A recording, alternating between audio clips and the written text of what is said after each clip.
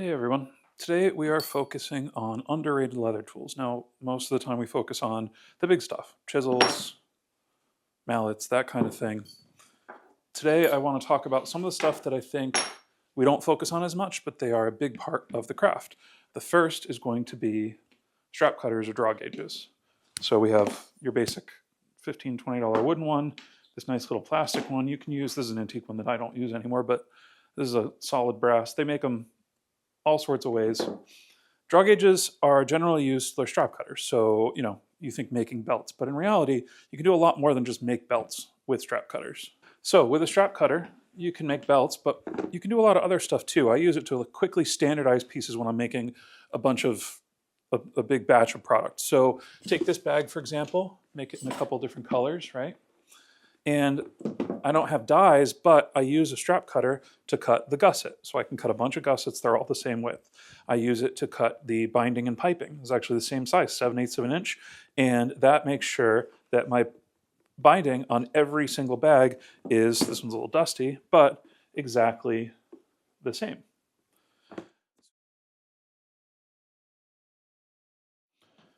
Another thing that you can do, say we have a bag right here that needs a strap, this is another kind of underrated thing, right? Most of the time, if you're used to buying hides, you look at straps and you go, oh, that's kind of expensive. But the thing is, if I have a bag and I want to do, say I want to do an olive green strap, right? I have one of these pre-cut 1.5" straps from Buckle Guy. What I can do is, I can use my strap cutter here, and we'll take this down to 3/4 of an inch because this is 1.5 inches. And I'm going to cut this in half, giving myself a full 3/4 inch, 10-ounce strap for this bag. And the nice thing about that is I don't have to keep a whole hide of 10-ounce leather in olive green in stock because it would take me years to go through that. Is it a little more expensive to make one? Yes, but does it allow you to keep stock of thicker leathers in different colors for very niche things? Also, yes. So even I did not use pre-cut straps until a couple of years ago, but now I really find the value doing bespoke bag work like this because you can get 1 or 2 straps and you can do your tabs, you can do your details, you can split one of these down on a belt splitter to do, if you just want to do your piping, you don't have to have a whole hide.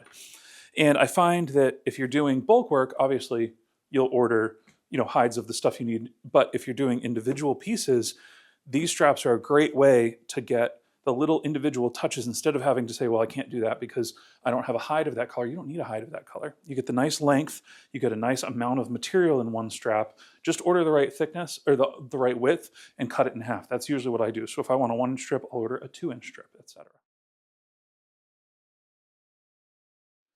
Next, we're going to talk about these little sanding blocks. They're made in a few different sizes. They're in shapes, and I never really thought they were useful until I got one. I got a couple actually, and I can't stop using them. So like, what I use them for is, say you have a bag like this or something that's shaped. I have a board with a piece of sandpaper glued to it so it's flat, and I would flatten like this, which you can do. But if you get a nice long sanding block like this, it works the same. It still will plane it down and average it out and get you a nice flat surface. The bonus is you don't have to do the weird sort of dragging to do the edges or to do the curves. You can just take your sanding block here and just go around slowly and you will work that down into a perfect curve. Next is dividers. I love my dividers. I have a bunch of different pairs. I use them for a ton of different things. They're just a great measuring tool. They've been used in everything for thousands of years. Makes sense. I have one set that stays at 3 millimeters. This is for my stitching distance from the edge. I have another set that stays at 5 millimeters usually, but this is my varying stitch distance. So if I'm going to go anything, the only reason I have this and it stays at 3 is because I've had this set for like 20 years and this is stuck, so it won't move, which is great.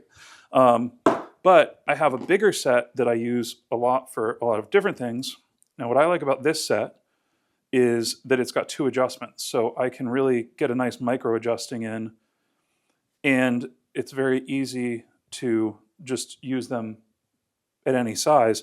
I don't necessarily use these to measure anything from the edge. What I do is I use these for distance. So if I want to punch 2 sets of holes in something, for example, say I want to make a tab with a D-ring, and I want the rivets to be an inch apart, I'll set this distance to an inch, and then I'll mark my holes on either end.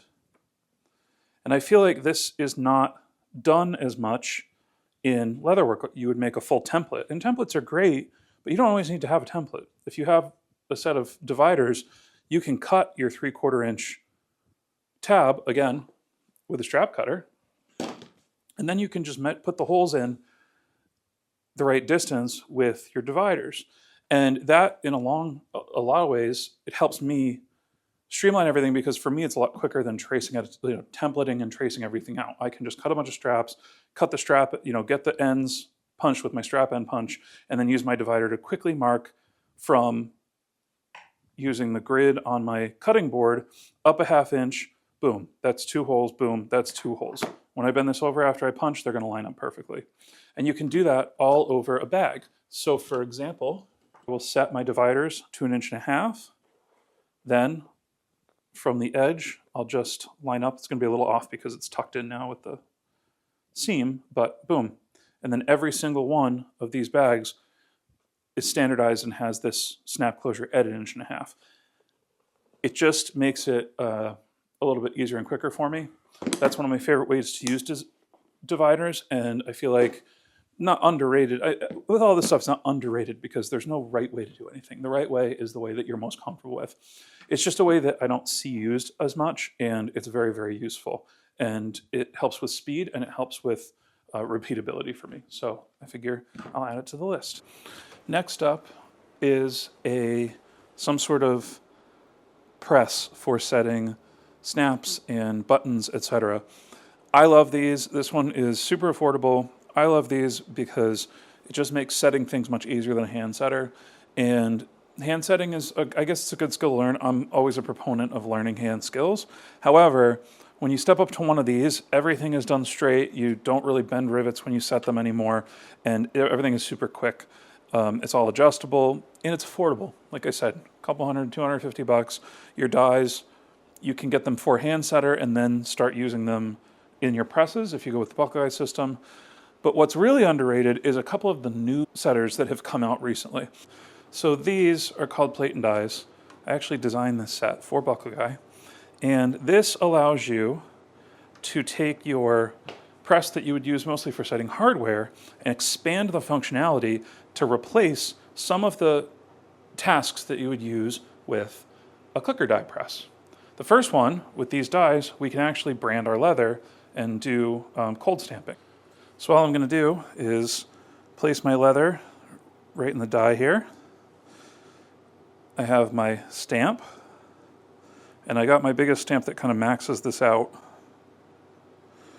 And I'm just going to press down.